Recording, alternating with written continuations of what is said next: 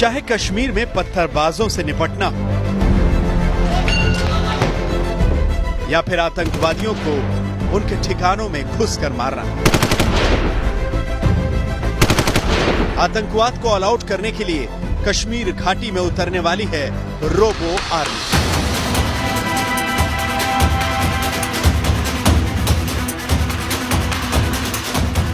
ये है हिंदुस्तान का पहला रोबो सोल्जर, नाम है दक्ष, जिसे तैयार ही किया गया है आतंकवादियों के गुप्त अड्डों में घुसकर उनकी लोकेशन बताने के लिए और जरूरत पड़ने पर आतंकवादियों के अड्डों को उड़ाने के लिए।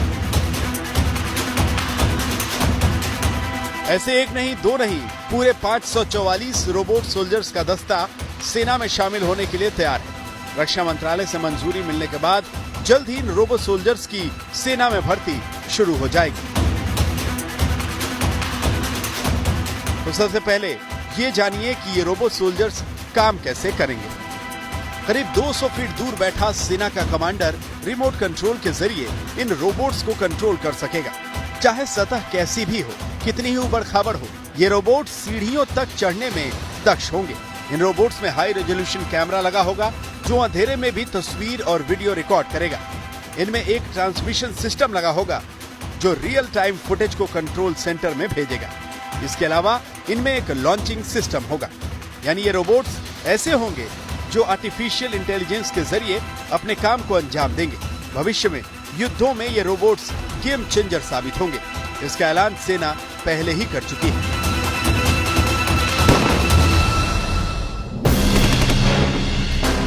सेना के लिए इन रोबो सोल्जर्स की क्या अहमियत है, ये इस बात से समझिए कि गुप्त ठिकानों में छिपे आतंकवादियों के खिलाफ ऑपरेशंस में हमारे देश के जवान अपनी जान की बाजी लगाते हैं, लेकिन इन फ्यूचर सोल्जर्स के आ जाने के बाद ऐसा नहीं होगा। इन रोबो सोल्जर्स को कश्मीर में एंटी टेरर ऑपरेशंस में इस्तेमाल किया जा सकेगा।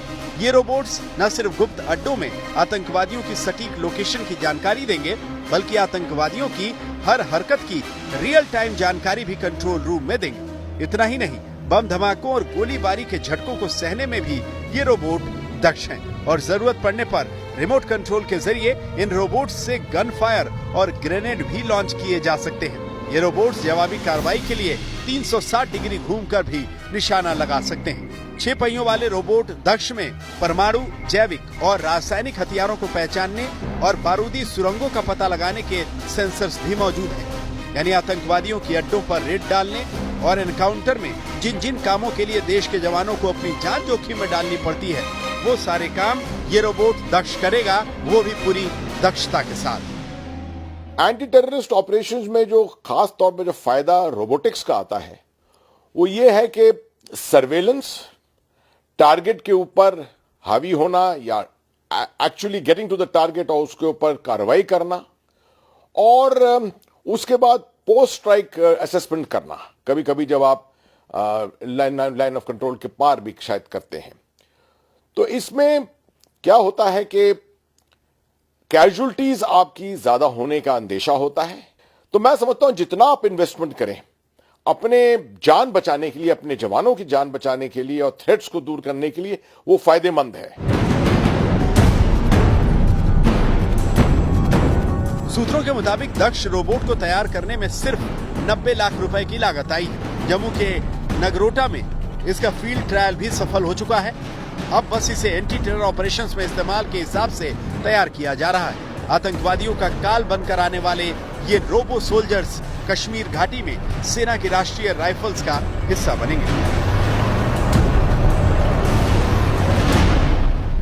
इस टाइप की कैपेबिलिटीज हमने हासिल करनी है ताकि पाकिस्तान जो हमें बहुत देर से अब इस मुलविस कर रहा है आतंक और हम रिसीविंग एंड पे हैं, उसको ख़त्म करने के लिए टेक्नोलॉजी का इस्तेमाल करना बहुत ज़रूरी है। और अंदर भी जो रोबोटिक व्हीकल्स हैं जो ऑपरेशंस में काम आनी है, उससे हमारे रिजल्ट्स भी बेहतरीन आएंगे और हमारी फोर्सेस की कैजुअल्टीज भी बहुत कम हो जाएंगी। वैसे भारतीय सेना में दक्ष का ही एक वर्जन पहले से इस्तेमाल हो रहा है जो बम और विस्फोटकों की पहचान करके उन्हें डिफ्यूज करने में दक्ष है। लेकिन भारत में ऐसा पहली बार होगा कि एंटी टेरर ऑपरेशंस में रोबोट्स का इस्तेमाल किया जाएगा और जब ऐसा होगा तो भारतीय सेना उन देशों में शुमार हो जाएगी जिनके पास अपनी रोबोट आर्मी है। दिल्ली से शिव अरूर के साथ आज तक ब्यूरो।